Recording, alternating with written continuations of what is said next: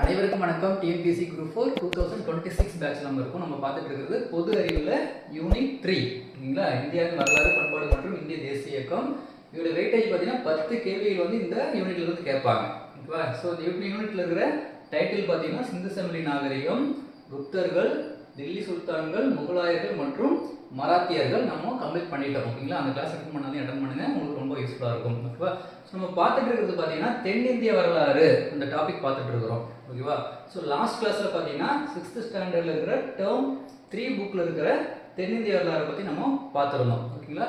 So அதுவும் ரொம்ப important. அதுவும் அந்த கிளாஸ் அட்டன் பண்ணாதீங்களும் அட்டன் பண்ணுங்க, உங்களுக்கு யூஸ்ஃபுல்லாக இருக்கும் ஓகேங்களா. ஸோ இந்த கிளாஸ் நம்ம என்ன பார்க்க போகிறோம் அப்படின்னா 7th ஸ்டாண்டர்ட் டேர்ம் 1 புக்கில் இருக்கிற தென்னிந்திய வரலாறு தான் பார்க்க போகிறோம். வாங்க கிளாஸ் போகலாம்.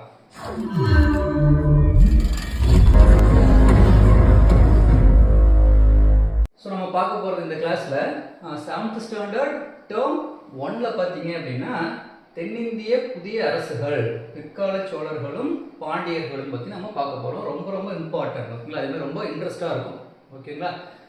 இதில் என்ன ஃபஸ்ட்டு கொடுத்துருக்காங்கன்னா அறிமுகம், பிற்கால சோழர்கள் பற்றி ஒரு இன்ட்ரோடக்ஷன் கொடுத்துருக்காங்க ஓகேவா. ஸோ பிற்கால சோழர்கள் அப்படின்னா யார், அவங்கள பற்றி டீட்டெயில் தான் நம்ம பார்க்க போகிறோம். தென்னிந்திய வரலாற்றில் பிரபலமான நன்கறிக்கப்பட்ட முடியாட்சி அரசுகளில் சோழ அரசு ஒன்று அப்படின்னு சொல்கிறாங்க. ஸோ அவர்களின் அரசு கட்டமைப்பு விரிவானது, நீர்ப்பாசன அமைப்பு முறை விரிந்து பறந்தது, அதிக எண்ணிக்கையிலான கோயில்களை அவர்கள் கட்டியுள்ளனர். இன்றைக்கும் நம்ம பார்க்க முடியும் ஓகேங்களா. சோழர்கள் கட்டிய நிறைய கோயில்கள் இன்னும் இருக்கு. கலை மற்றும் கட்டடங்களுக்கு சோழர்கள் பெரும் பங்காற்றியுள்ளனர்.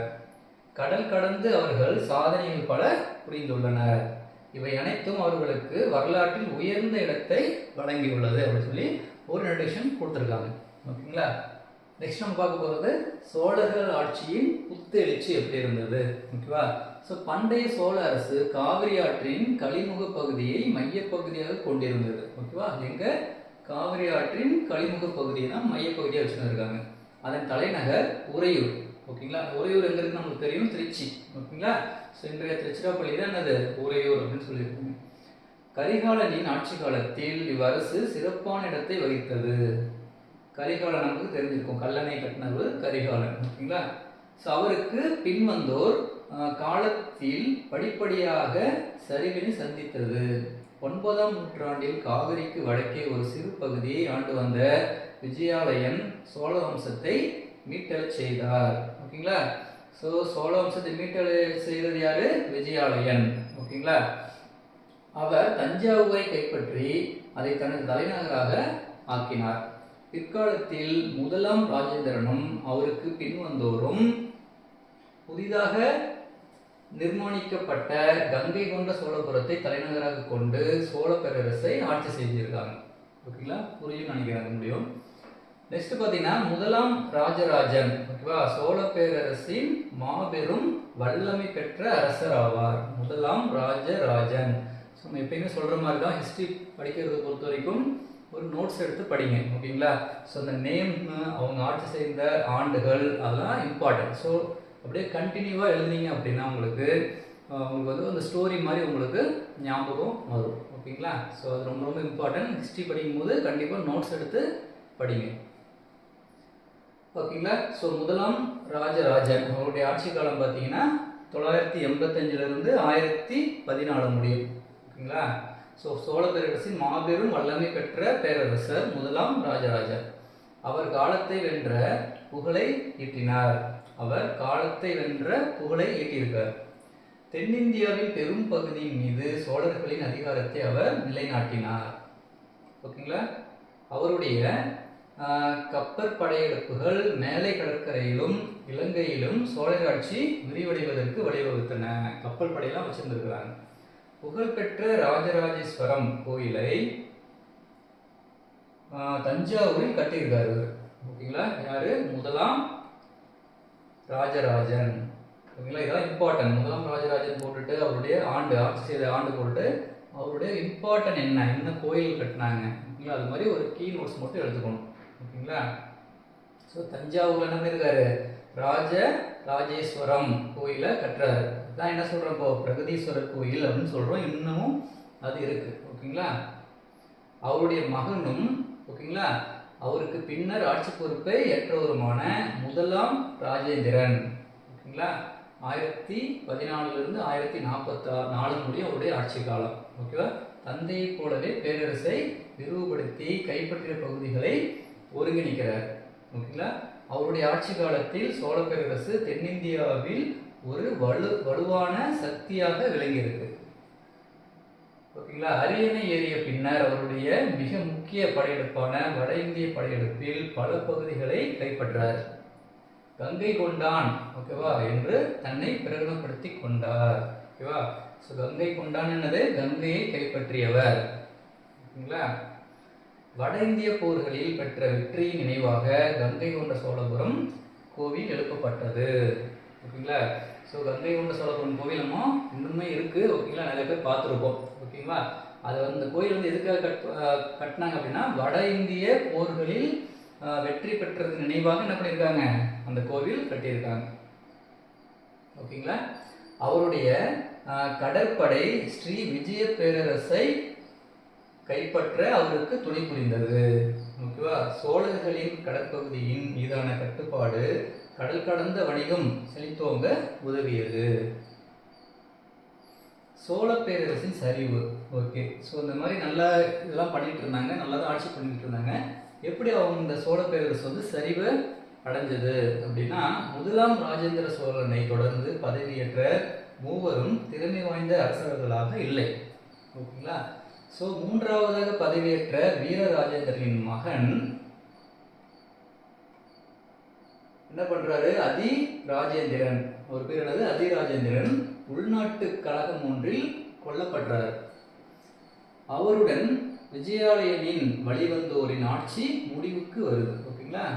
அதிராஜேந்திரனின் மறைவை கேள்விப்பட்டவுடன் கீழை சாளுக்கிய இளவரசரான ராஜேந்திர சாளுக்கியன் சோழ அரியணையை கைப்பற்றிட்டாரு. முதலாம் குலோத்துங்கன் என்னும் பெயரில் சாளுக்கிய சோழ வம்சத்தின் ஆட்சியை அவர் தொடங்கி வைக்கிறார். ஓகேங்களா. சோழ அரியணைக்கு ஏற்பட்டிருந்த அச்சுறுத்தல்களை விரைவில் ஒழித்து கட்டி முதலாம் குலோத்துங்கன் தனது நிலையை உறுதிப்படுத்தி கொண்டார். தேவையற்ற போர்களை தவிர்த்த அவர் பொதுமக்களின் நன்மதிப்பை பெற்றிருக்காரு. ஆனால் இலங்கையில் சோழர்களுக்கு சொந்தமாக இருந்த பகுதிகளை இழக்கிறார். பாண்டிய நாட்டில் இருந்த பகுதிகளும் சோழர்களின் கட்டுப்பாட்டில் இருந்து நலிவிருச்சு. காஞ்சிபுரத்தை தெலுங்கு சோழர்களிடம் இழக்க நேரிட்டது. காஞ்சிபுரத்தையும் இழந்துட்டாங்க. 1279 பாண்டிய அரசன் முதலாம் மாரவர்மன் குலசேகர பாண்டியன் ஓகேங்களா மூன்றாம் ராஜேந்திர சோழனை தோற்கடித்து பாண்டியர் ஆட்சியை இன்றைய தமிழகத்தில் நிறுவியிருக்கார். அத்துடன் சோழ வம்சத்தின் ஆட்சி முடிவுற்றது. ஓகேவா. ஸோ சோழர் ஆட்சியில் நிர்வாக முறை எப்படி இருந்தது? மத்திய அரசின் நிர்வாகம் அரசரின் நேரடி கட்டுப்பாட்டில் இருந்தது. நாட்டின் தலைமை பொறுப்பில் இருந்த அவர் பெருமளவு அதிகாரத்தை கொண்டிருக்கிறார். அரசரின் ஆணைகள் அவருடைய அதிகாரிகளால் பனை ஓலைகளில் எழுதப்பட்டன அல்லது கோவில் சுவர்களில் பொறிக்கப்பட்டன. அரசுரிமை பரம்பரை இயல்புடையதாய் இருந்தது. அரசர் தனது மூத்த மகனை தனது வாரிசாக தெரிவு செய்கிறார். மூத்த மகன் யுவராஜன் என்று அழைக்கப்பட்டார். ஓகேங்களா.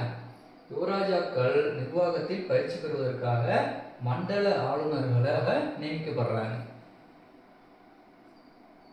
சோழ அரசர்கள் நன்கு கட்டமைக்கப்பட்ட நிர்வாக முறையை உருவாக்கியிருந்தனர். நிர்வாக வசதிக்காக பேரரசு மண்டலங்களாக பிரிக்கப்பட்டிருந்தது. ஒவ்வொரு மண்டலமும் பல நாடுகளாக பிரிக்கப்பட்டிருந்தன. ஒவ்வொரு நாடு பிரிவுகளும் பல கூற்றங்கள் இடம்பெற்றிருந்தன. கூற்றங்கள் என்ன? கிராமங்களின் தொகுப்பு. ஓகேங்களா. ஸோ கிராமமே நிர்வாக அமைப்பின் மிகச்சிறிய அழகு. கடைசியான இது என்னது? கிராமம் தான். ஓகேங்களா.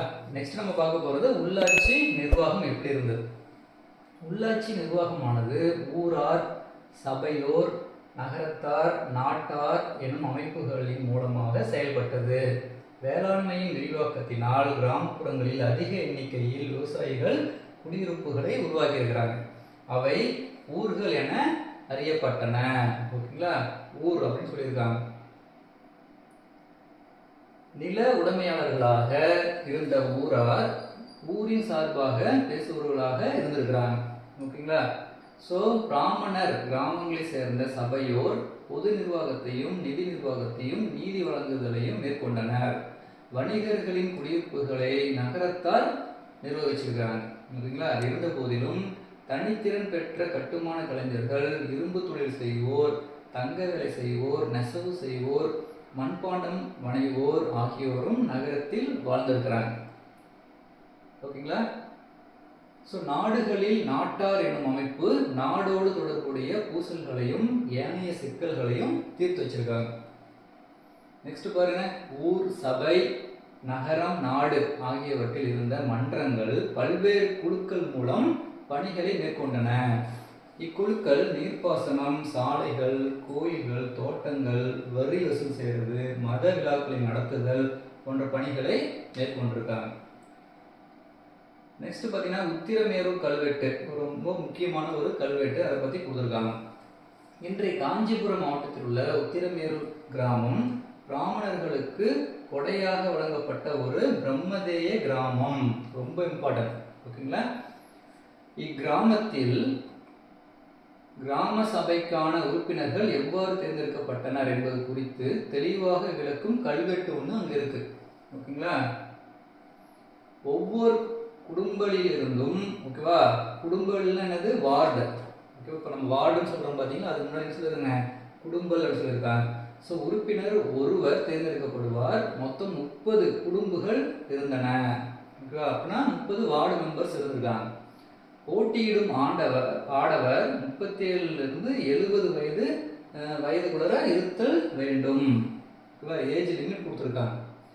வேத நூல்களிலும் சமய நூல்களிலும் தேர்ச்சி பெற்றிருப்பதும், நில உரிமையாளர்களாகவோ சொந்த வீடு உடையவராகவோ இருக்க வேண்டும் என்பது அவங்களுடைய குவாலிஃபிகேஷன், தகுதியாக இருந்தது. தேர்ந்தெடுக்கும் முறை எப்படி அவங்க தேர்ந்தெடுத்திருக்காங்க வார்டு மெம்பர்ஸ் அப்படின்னா, ஒவ்வொரு குடும்பலிலிருந்தும் தகுதியுடைய வேட்பாளர்களின் பெயர்கள் பனை ஓலை துண்டுகளில் எழுதப்படும். அவை மண்பாண்டம் ஒன்றில் போடப்படும். மன்றத்தின் மூத்த உறுப்பினர் ஒரு சிறுவனை அழைத்து குடத்துக்குள் உள்ள ஓலை துண்டுகளை எடுக்கச் சொல்லி அதில் எழுதப்பட்டுள்ள பெயரை அறிவிப்பார். இம்முறையின்படி பல குழுக்கள் முடிவு செய்யப்படும். ஓகேவா? இது என்ன சொல்லுவாங்க? குட ஓலை முறை அப்படின்னு சொல்லுவாங்க, கேள்விப்பட்டிருக்கோம். ஓகேங்களா? ஓகே. ஸோ இதுதான் உத்திரமேரூர் கல்வெட்டு. ஓகேங்களா? நம்ம பார்த்தோம் பார்த்தீங்கன்னா உத்திரமேரூர் கல்வெட்டு. இது இன்னுமுமே அந்த கல்வெட்டு அங்கே இருக்கு.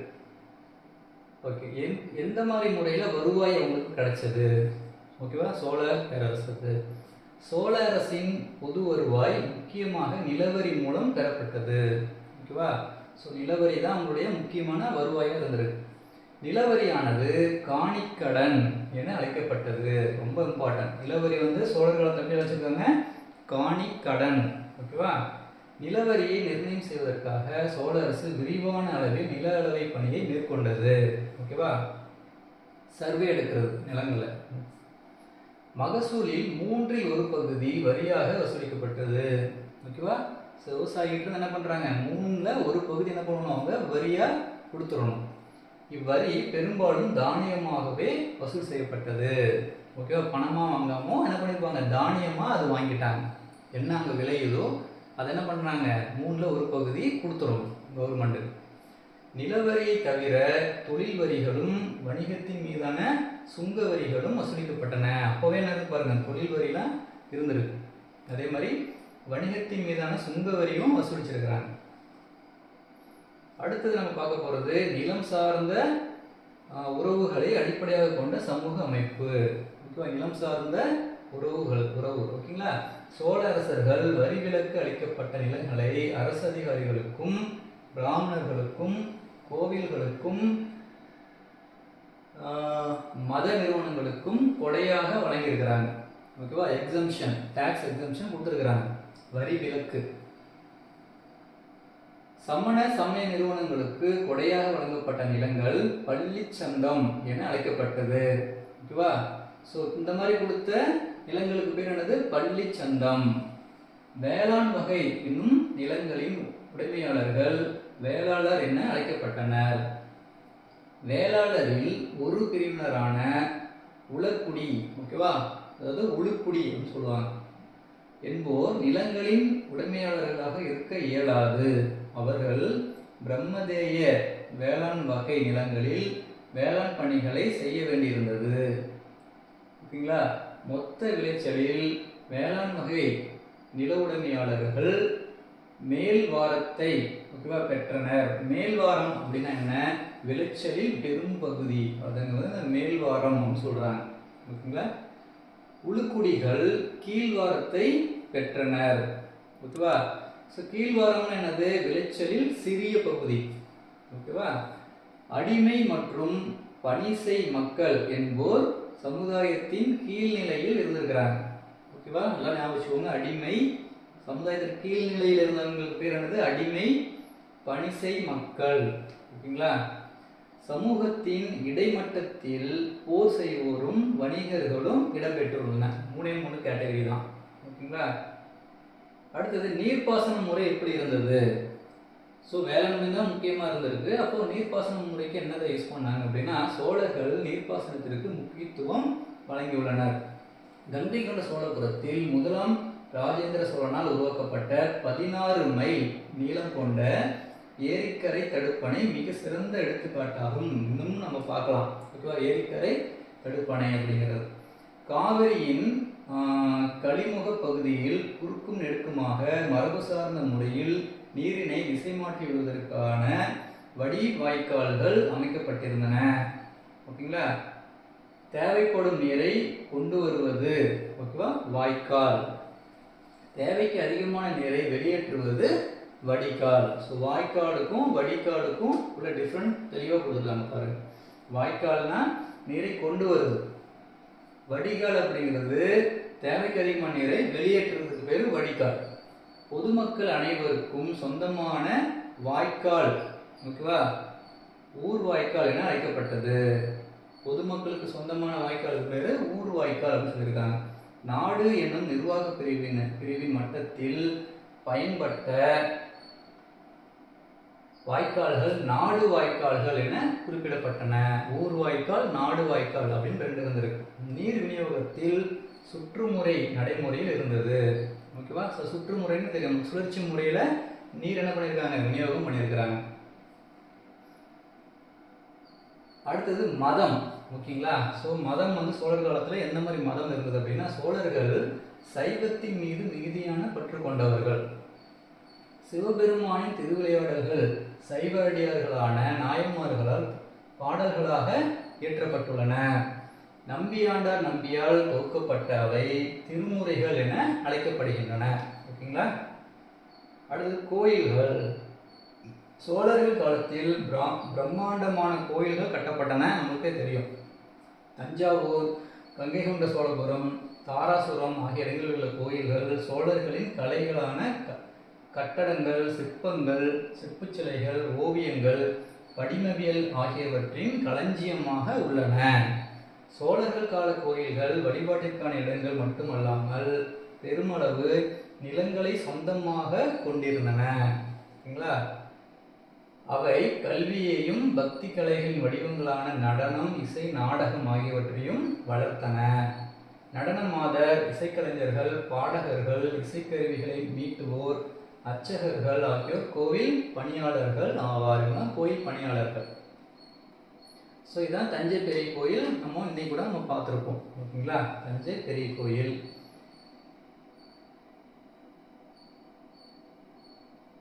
அடுத்து சோழர்களின் கல்வி பணி பற்றி நம்ம பார்க்க போகிறோம். இப்போ சோழர் ஆட்சியில் கல்வி பணி எப்படி இருந்தது, கல்விக்கு எப்படி முக்கியத்துவம் கொடுத்தாங்க அப்படின்னா, சோழ அரசர்கள் கல்வி பணிகளுக்கு பெரும் ஆதரவு நல்கினர். ஓகேங்களா? முதலாம் ராஜேந்திரன் எண்ணாயிரம் ஓகேவா விழுப்புரம் மாவட்டத்தில் உள்ளது. ஓகேங்களா? ஸோ முதலாம் ராஜேந்திரன் எண்ணாயிரம் என்னும் கிராமத்தில் வேத கல்லூரி ஒன்றை நிறுவுகிறார்.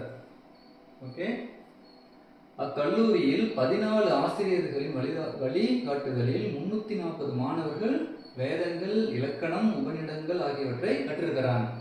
ஓகேவா? 14 ஆசிரியர், அவங்களுக்கு ஸ்டூடெண்ட் எத்தனை பேர்? 340 ஸ்டூடெண்ட்ஸ் இருந்திருக்கிறாங்க.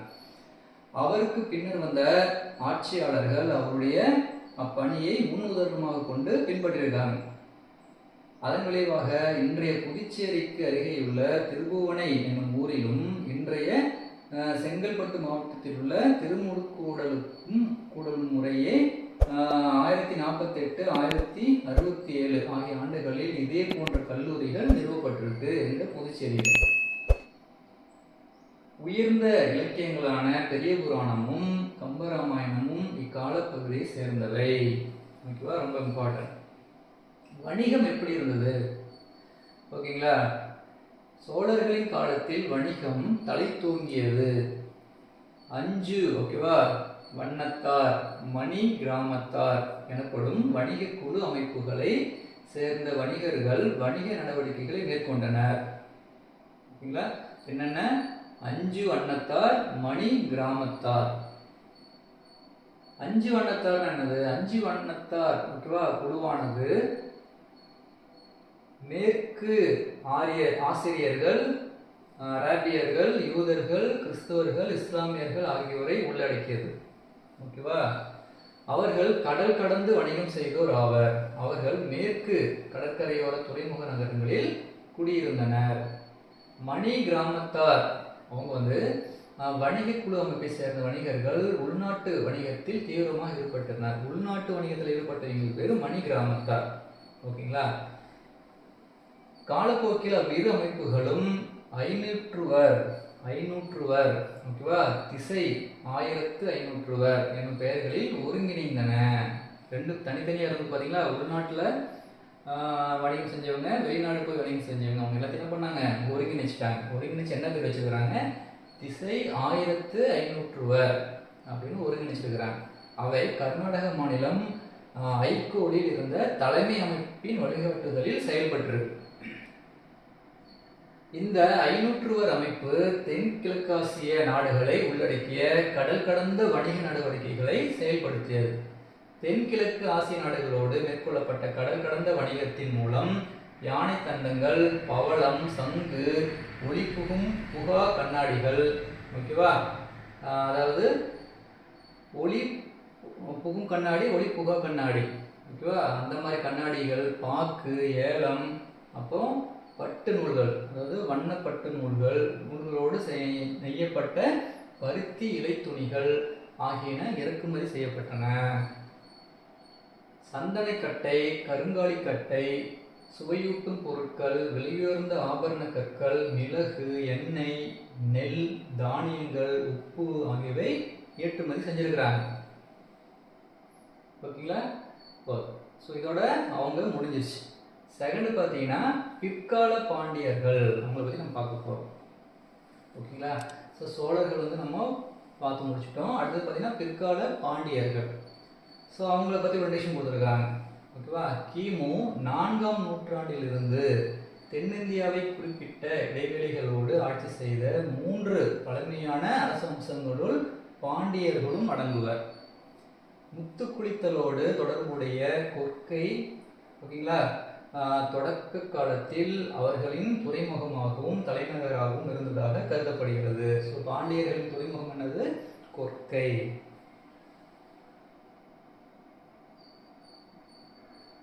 பாண்டியர்களின் பல பழமையான தமிழ் கல்வெட்டுகள் மதுரையிலும் அதன் சுற்றுப்புறங்களிலும் கண்டறியப்பட்டுள்ளதால் அவர்கள் பிற்காலத்தில் மதுரைக்கு இடம்பெயர்ந்திருக்கலாம் என கருதலாம்.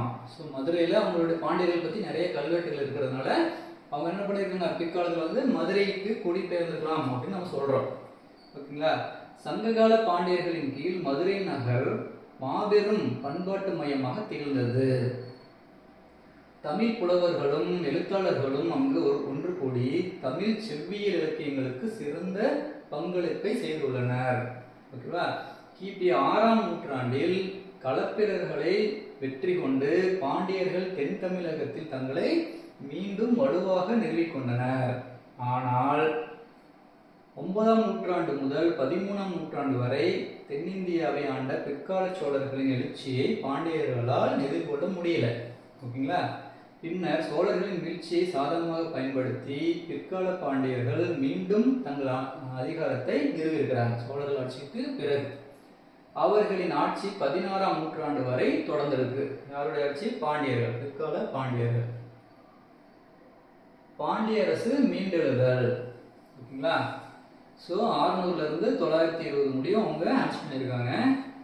கடுங்கோன் எனும் பாண்டிய அரசன் 6ஆம் நூற்றாண்டின் இறுதியில் களப்பிரர்களிடமிருந்து பாண்டியர்களின் பகுதிகளை மீட்டார்.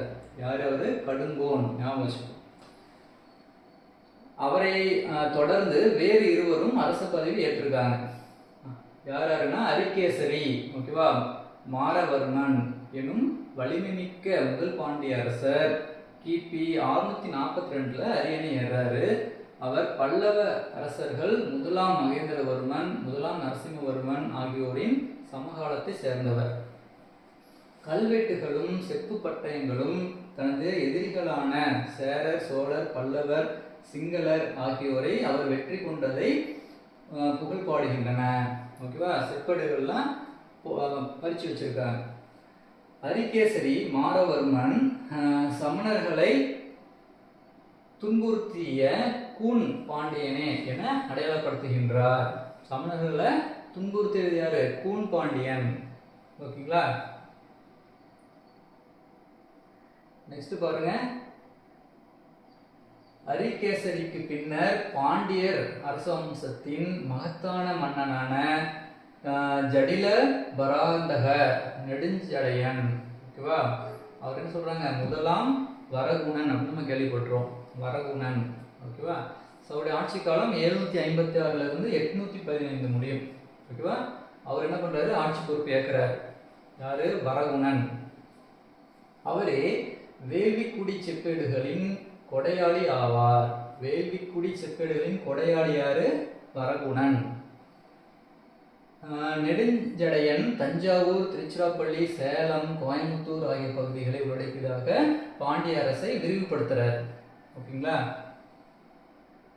நெடுஞ்சடையனுக்கு பின்னர் ஆட்சி பொறுப்பேற்ற ஸ்ரீவல்லபன், ஓகேவா, 2ஆம் வரகுணன் ஆகியோர் பல்லவர்களால் தோற்கடிக்கப்பட்டனர். பல்லவர்கள் என்ன பண்றாங்க? தோற்கடிச்சுறாங்க பாண்டியர்கள். பின்னர் முதலாம் பராந்தகனின் கீழ் எழுச்சி பெற்ற சோழ வம்சத்தை அவர்களால் எதிர்கொள்ள இயலவில்லை. முதலாம் பராந்தகனிடம் தோல்வியடைந்த பாண்டிய அரசன் 2ஆம் ராஜசிம்மன் 920 நாட்டை விட்டு வெளியேறுகிறார். இவ்வாறு கடுங்கோனால் மீள் எழுச்சி பெற்ற பாண்டியர் ஆட்சி முடிவுக்கு வருது.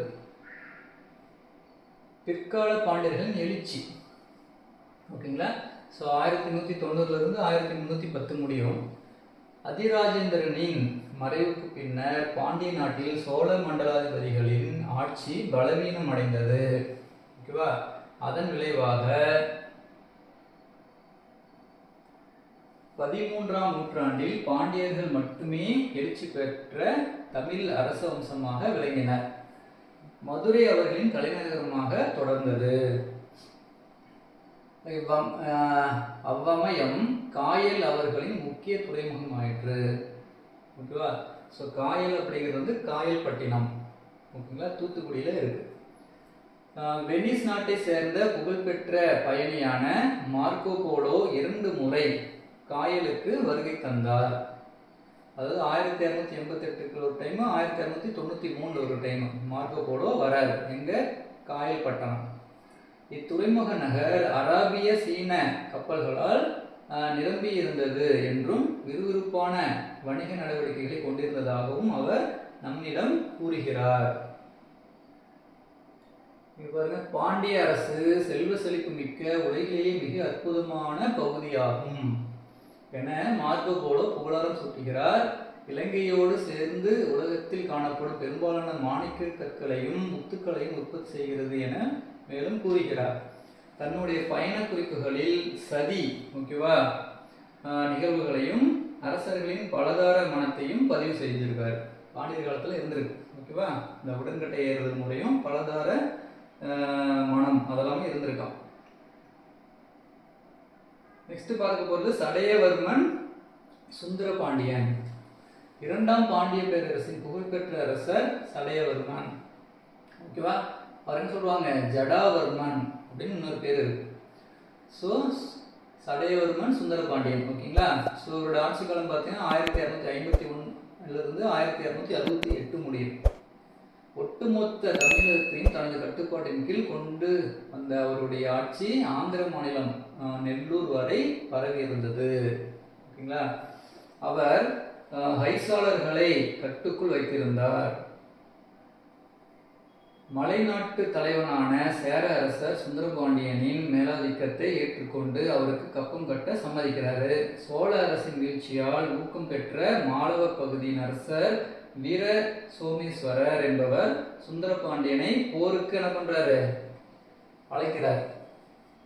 கண்ணனூர் என்ற இடத்தில் நடைபெற்ற போரில் சுந்தரபாண்டியன் வீர சோமேஸ்வரத்தை தோற்கடிக்கிறாரு. வட தமிழகத்தில் கடலூர், காஞ்சிபுரம், மேற்கு தமிழகத்தில் ஆற்காடு, சேலம் ஆகிய பகுதிகளை சேர்ந்த குறுநில தலைவர்களின் மேல் தனது அதிகாரத்தை நிறுவுகிறாரு. இதுதான் பாண்டிய அரசின் நாணயம். ஓகேவா. சுந்தரபாண்டியனின் ஆட்சியின் போது அவருடைய 2 பேர் கூட்டு அரசர்களாக ஆட்சி செஞ்சிருக்கிறாங்க. அவர்கள் விக்கிரம பாண்டியன், வீரபாண்டியன் ஆகியோர் ஆவர். ஓகேவா. இவங்களுக்கு சேர்ந்துதான் கூட்டு ஆட்சி செஞ்சிருக்கிறாங்க. சுந்தரபாண்டியனுக்கு பின்னர் மாரவர்மன் குலசேகரன் வெற்றிகரமாக 40 ஆண்டுகள் ஆட்சி புரிந்து நாட்டிற்கு அமைதியையும் செழிப்பையும் நல்கினார். அவருக்கு வீரபாண்டியன், சுந்தரபாண்டியன் என 2 மகன்கள் இருந்தனர். அரசர் வீரபாண்டியனை கூட்டு அரசாக நியமித்தார். அதனால் தந்தை மீது வெறுப்புற்ற சுந்தரபாண்டியன் தந்தையார் மறைவின் தந்தையார் மாரவர்மன் குலசேகரனை கொன்றார். தொடர்ந்து ஏற்பட்ட உள்நாட்டு போரில் வீரபாண்டியன் வெற்றி பெற்று தன்னை வலுவாக நிறுவிக்கொண்டார். தோல்வியுற்ற சுந்தரபாண்டியன் டெல்லிக்கு விரைந்து அலாவுதீன் கில்ஜியின் பாதுகாப்பில் அடைக்கலம் ஆயிட்டார். ஓகேங்களா. எனவே மாலிக்கூரின் படையெடுப்புகளுக்கான வாய்ப்பை வழங்கியது. அதனால ஆகுது, மாலிக்கூரின் படையெடுப்பு வருது. மாலிக்கூரின் படையெடுப்புகளுக்கு பின்னர் ஆட்சி செய்து கொண்டிருந்த அரச குடும்பத்தை சேர்ந்த பல அரசர்களால் பாண்டிய நாடு பிரித்து கொள்ளப்பட்டது. ஓகேவா. ஸோ பிரித்து எடுத்துக்கிட்டாங்க. மதுரையில் டெல்லி சுல்தானுக்கு கட்டுப்பட்ட ஒரு முஸ்லிம் அரசு உருவாக்கப்பட்டது. அடுத்தது ஆட்சி அமைப்பும் சமூகமும் எப்படி இருந்தது பாண்டியர் காலத்தில். ஸோ பாண்டிய அரசர்கள் தலைநகரை பொறுத்த மட்டிலும் மதுரைக்கே முன்னுரிமை கொடுத்துருக்காங்க. மதுரை பொதுமக்களால் கூடல் என்றே போற்றப்பட்டு வந்தது. மதுரைக்கு இன்னொரு கூடல் நகரம் அப்படின்னு சொல்லுவாங்க. ஓகேவா. கூடல். பாண்டிய மன்னர்கள் பாரம்பரியமாக கூடல் கோன், ஓகேவா, கூடல் நகர் காவலன் என மதிக்கப்பட்டனர். இராணுவ ரீதியாக அண்டை நாடுகளை காட்டிலும் பாண்டியர்களின் ஆதிக்கம் ஓங்கி இருந்திருக்கு. இதன் காரணம் அவர்களிடம் இருந்த குதிரைப்படைகள் தான். குதிரைப்படை ஓகேங்களா. ஸோ அதிகமாக வச்சிருந்துருக்கிறாங்க பாண்டியர்கள். அரேபிய வணிக பண்பாட்டு உலகில் அவர்களுக்கு இருந்த தொடர்பின் மூலம் அவர்கள் அந்த குதிரைகளை இறக்குமதி செஞ்சிருக்கலாம். ஓகேவா. அரசர் மனு சாஸ்திரத்தின்படி தான் ஆட்சி செய்வதாக கூறினார். மனு சாஸ்திரத்தை பின்படி தான் ஆட்சி செய்வோம் அப்படின்னு சொல்லியிருக்காங்க. இக்கோட்பாடு சமூகத்தில் இருந்த ஏற்றத்தாழ்வு நிலைகளை நியாயப்படுத்தியது. அரசர்களும் உள்ளூர் தலைவர்களும் மங்களம் அல்லது சதுர்வேதி மங்கலம் எனும் பிராமணர் குடியிருப்புகளை உருவாக்கினர். இவை நீர்ப்பாசன வசதிகளோடு உருவாக்கப்பட்டிருந்தன. நிலத்தின் உண்மையான உடைமையாளர்கள் பூமி புத்திரர் அல்லது வேளாளர் என விவரிக்கப்பட்டுள்ளனர். வரலாற்று ரீதியாக அவர்கள் அப்பகுதியை சேர்ந்த மக்களாகையால் அவர்கள் நாட்டு மக்கள் எனவும் குறிப்பிடப்பட்டுள்ளனர். இச்சமூக மக்கள் ஒன்றிணைந்த மன்றம், ஓகேங்களா, சித்திர மேலி பெரிய நாட்டார் அப்படின்னு அர்த்தம் என அழைக்கப்பட்டனர். ஓகேவா. அரசு அதிகாரிகள் பாண்டிய காலத்தில் அரசு அதிகாரிகள் எப்படி இருந்தாங்க? அதிகாரிகளின் குழு ஒன்று அரசரின் ஆணைகளை நடைமுறைப்படுத்தியது. பிரதம மந்திரி, உத்தர மந்திரி என அழைக்கப்பட்டிருக்காங்க. ஓகேவா. Prime minister. பிரதம மந்திரிக்கு என்னது? உத்தர மந்திரி. முக்கிய வரலாற்று ஆளுமைகளான மாணிக்கவாசகர், குலச்சிறையார், மாறன்காரி ஆகியோர் அமைச்சர்களாக பணியாற்றுகிறாங்க. அரசு செயலகம், ஓகேவா, எழுத்து மண்டபம் என அழைக்கப்பட்டிருக்கு. செயலகத்துக்கு பேர் என்னது? எழுத்து மண்டபம். மிகவும் மதிக்கப்பட்ட அதிகாரிகள் மாறன், எயினன், ஓகேவா, சாத்தன் கணபதி, ஏனாதி சாத்தன், திறத்திறன், மூர்த்தி எயினன் ஆகியோரும் மற்றவருமாவர். ஓகேங்களா. பள்ளிவேலன், பராந்தகன் பள்ளிவேலன், ஓகேவா. மாறன் ஆதித்யன், தென்னவன் தமிழ்வேல் ஆகியவை படைத்தளபதிகளின் பட்டங்களாகும். இந்த பட்டங்கள்லாம் உங்களுக்கு கொடுப்பாங்க. நிர்வாக பிரிவுகள் எப்படி இருந்தது, நிர்வாகத்தை எப்படி பிரிச்சிருந்தாங்க, ஓகேங்களா. சோழ நாட்டில் இருந்ததை போலவே பாண்டிய நாடு பல மண்டலங்களாக பிரிக்கப்பட்டிருந்தன. மண்டலங்கள் வளநாடுகள் என அழைக்கப்பட்டன. மண்டலத்துக்கு என்ன பேரு? வளநாடு சொல்லிடுவாங்க. வளநாடுகள் பல நாடுகளாகவும் கூற்றங்களாகவும் பிரிக்கப்பட்டிருந்தன. நாடுகளை நிர்வகித்தவர்கள் நாட்டார் அப்படின்னு கூறியிருக்கிறாங்க. நாடுகளும் கூற்றங்களும் மங்கலம், நகரம், ஊர், குடி என்னும் குடியிருப்புகளாக கொண்டிருந்தன. அவற்றில் பல்வகைப்பட்ட சமூக குழுக்களை சேர்ந்த மக்கள் வசித்தனர். நெக்ஸ்ட் நம்ம பார்க்க போறது கிராம நிர்வாகம் எப்படி இருந்தது பாண்டியர் காலத்துல. திருநெல்வேலி மாவட்டம் மானூர் என்னும் ஊரில் உள்ள, ஓகேங்களா, கிபி 800ஆம் ஆண்டை சேர்ந்த கல்வெட்டு கிராம நிர்வாகம் தொடர்பான செய்திகளை கொண்டுள்ளது. அங்கு கல்வெட்டு ஒன்றுல குறிப்பிட்டிருக்காங்க. கிராம மன்றங்களையும் பல்வேறு குழுக்களையும் கொண்டிருந்த சோழர்களின் உள்ளாட்சித்துறை போலவே நிர்வாகம் காணப்படுகிறது. சோழர்கள் மாதிரி என்ன பண்ணியிருக்காங்க? நிர்வாகம் பண்ணியிருக்காங்க. சிவில், இராணுவ அதிகாரங்கள் ஆகிய இரண்டும் ஒரே நபரிடம் வழங்கப்பட்டிருந்தன. ஓகே. நீர்ப்பாசனம் எப்படி இருந்தது பாண்டியர் காலத்துலனா, பாண்டிய மன்னர்கள் அதிக எண்ணிக்கையில் நீர் ஆதாரங்களை உருவாக்கி இருக்கிறாங்க. வைகை, தாமிரபரணி ஆகிய ஆறுகளில் இரு கரைகளிலும் நீர்நிலைகளுக்கு நீர் கொண்டு செல்லும் கால்வாய்கள் வெட்டப்பட்டன பாண்டியர்கள் காலத்துல. தென் தமிழகத்தில் சோழர்களைப் போலவே பாண்டியர்களும் புதிய நீர்ப்பாசன தொழில்நுட்பங்களை அறிமுகம் செய்யறாங்க. ஓகேங்களா. நீர்ப்பாசன பணிகள் உள்ளாட்சி அமைப்புகளாலும் அதிகாரிகள் மற்றும் உள்ளூர் தலைவர்களாலும் மேற்கொள்ளப்பட்டன. பழுது நீக்கும் பணிகள் பெரும்பாலும் உள்ளாட்சி அமைப்புகளால் மேற்கொள்ளப்பட்டன. ஓகேங்களா. சில சமயங்களில் நீர்ப்பாசன ஏரிகளை வணிகர்கள் வெட்டி கொடுத்துள்ளனர். பிசினஸ் பண்ணுவாங்கள அவங்களும் நீர்ப்பாசனத்துக்கான இதெல்லாம் வெட்டியிருக்காங்க. அடுத்தது மதம். எந்த மதத்தை பின்பற்றுகிறது? பாண்டியர்கள். பாண்டிய அரசர்கள் வேத நடைமுறைகளுக்கு ஆதரவு நல்கினர். வேள்விகளுக்கு வேள்விக்குடி செப்பேடுகளும் ஏனைய பொறியியல் சான்றுகளும் சிறந்த பாண்டிய அரசர்கள் ஒவ்வொருவரும் செய்த அஸ்வமேத யாகம், ஓகேவா, ஹிரண்ய கற்பம், வாஜ்பேய வேள்வி போன்றவற்றை குறிப்பிடுறாங்க. அஸ்வமேத யாகம் அப்படின்னா நம்ம படிச்சிருப்போம். ஓகேவா. என்னது? குதிரைகள்லாம் இந்த வேள்வியில போடுறது. ஓகேவா. அதுதான் அஸ்வமேத யாகம்னு சொல்றது. பாண்டிய மன்னர்கள் சைவம், வைணவம் ஆகிய இரண்டையும் சமமாகவே கருதியிருக்கிறாங்க பாண்டிய மன்னர்கள். ஓகேவா. எதை பொறிப்பு சான்று கருதினர் என்பதை பொறிப்பு சான்றுகளில் தொடக்க பகுதியில் உணர்த்துகின்றன. ஓகேவா. இரு பிரிவை சேர்ந்த கோயில்களும் பாண்டிய மன்னர்களின் ஆதரவை பெற்றிருந்திருக்கு. இக்கோயில்களுக்கு நிலங்கள் கொடையாக வழங்கப்பட்டன. அப்புறம் வரி விலக்கும் அளிக்கப்பட்டது. ஓகேவா. டாக்ஸ் எக்ஸம்ஷன் கொடுத்துருக்காங்க. அவை புனரமைக்கப்பட்டு புதிய கோபுரங்களும் விசாலமான மண்டபங்களும் கட்டப்பட்டிருக்கு. அடுத்து பாருங்க, புகழ்பெற்ற சைவ வைணவ அடியார்கள் தமிழ் இலக்கிய வளர்ச்சிக்கும் ஆன்மீக அறிவு மேம்பாட்டிற்கும் பெரும் பங்களிப்பை செய்தனர். நாயன்மார்கள், ஆழ்வார்கள் அவங்களாம். அக்காலப்பகுதியில் தீவிர மத மோதல்கள் இருந்ததாக குறிப்பிடப்படுகிறது. ஓகேவா. ஸோ அப்பவே மத பிரச்சனைகள் இருந்திருக்கு அப்படின்னு சொல்றாங்க. அக்காலகட்ட பக்தி இயக்கம் புற சமயத்தாரை வாதத்திற்கு தூண்டின. அப்படிப்பட்ட விவாத போட்டிகளில் பலமுறை பௌத்தர்களும் சமணர்களும் தோற்கடிக்கப்பட்டதாக பக்தி இலக்கியங்கள் குறிப்பிடுகின்றன. அக்கால பாண்டிய அரசர்கள் தமிழ், சமஸ்கிருதம் ஆகியவற்றை ஆதரித்து வளர்த்திருக்கிறாங்க. ஓகேங்களா. தமிழையும் ஆதரிக்காங்க, சமஸ்கிருதத்தையும் ஆதரிச்சுக்கிறாங்க. அடுத்தது கோயில்கள். பாண்டியர் காலத்துல இருந்த கோயில்கள்லாம் எப்படி இருந்தது? ஓகேங்களா. இடைக்கால பாண்டியர்களும் பிற்கால பாண்டியர்களும் புதிய கோயில்கள் எதையும் நிர்மாணிக்கவில்லை. ஓகேவா. ஏற்கனவே இருந்த கோயில்களை பராமரிச்சிருக்கிறாங்க. புதிய கோபுரங்களையும் மண்டபங்களையும் கட்டி பெரிதாகி இருக்கிறாங்க. பெரிய வடிவிலான அலங்கார வேலைப்பாடுகளுடன் கூடிய ஒற்றைக்கல் தூண்கள் இக்கால பாண்டியர்களின் தனித்தன்மை வாய்ந்த பாணி சொல்றாங்க. சிவன், விஷ்ணு, கொற்றவை, கணேசர், ஓகேங்களா, சுப்பிரமணியர் ஆகிய தெய்வங்களின் சிற்பங்கள் இக்கோயில்களில் காணப்படும் சிறந்த கலை வடிவங்களாகும். வரலாற்று சிறப்புமிக்க மதுரை மீனாட்சி அம்மன் கோவிலுக்கு பாண்டியர் பேரார்வு நல்கினர். ஓகேங்களா, இது மதுரை மீனாட்சி அம்மன் கோயில் இன்னமும் இருக்கு. ஓகேங்களா,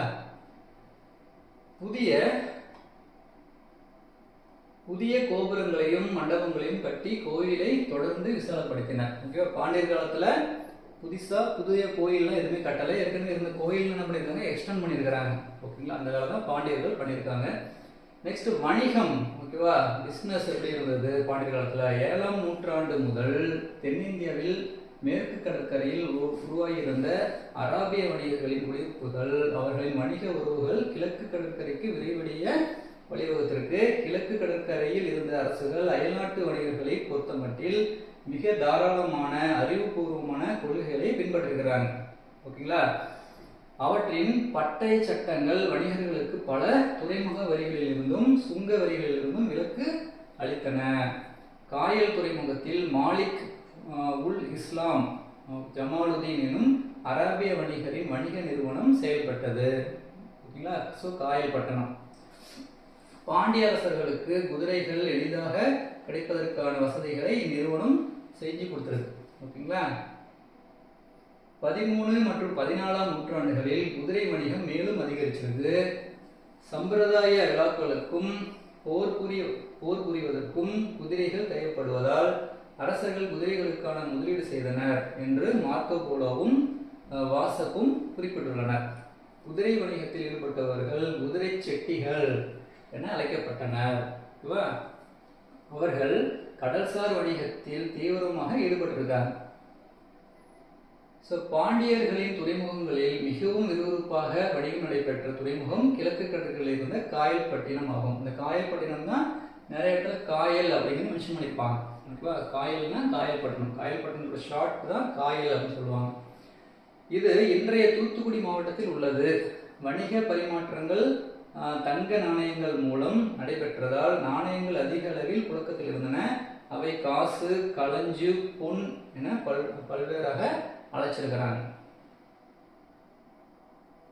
நெக்ஸ்ட் பாக்ஸ்ல பாருங்க, விரிவான அளவில் இக்காலத்தில் நடைபெற்ற குதிரை வணிகம் குறித்து வாசப் என்பவர் பதிவு செஞ்சிருக்காரு. 10,000க்கும் மேற்பட்ட குதிரைகள் காயலிலும் ஏனைய இந்திய துறைமுகங்களும் இறக்குமதி ஆயின. ஓகேவா, இறக்குமதி பண்ணியிருக்காங்க குதிரையை எங்க, காயல்பட்டினத்திலையும் அப்புறம் வேற இந்திய துறைமுகங்களும் சொல்றாங்க. அவற்றில் 1400 குதிரைகள் ஜமாலுதீன் ஓகேவா பொறுப்பில் இனப்பெருக்கம் செய்து வளர்த்து வந்த குதிரைகள் ஆகும். ஓகேவா, 1400 குதிரை வந்து என்ன பண்ணிருக்காங்க, இனப்பெருக்கத்திற்காக யூஸ் பண்ணியிருக்கிறாங்க. அது யாரு பொறுப்புல இருந்திருக்கு, ஜமாலுதீன் ஓகேவா பொறுப்புல இருந்திருக்கு. ஒவ்வொரு குதிரையின் சராசரி விலை சொக்க தங்கத்தினாலான 220 தினார்கள் ஆகும். ஓகேவா, ஸோ ஒரு குதிரையோட விலை எவ்வளவு, 220 தினார்கள் என அவர் எழுதுகின்றார். ஓகேங்களா,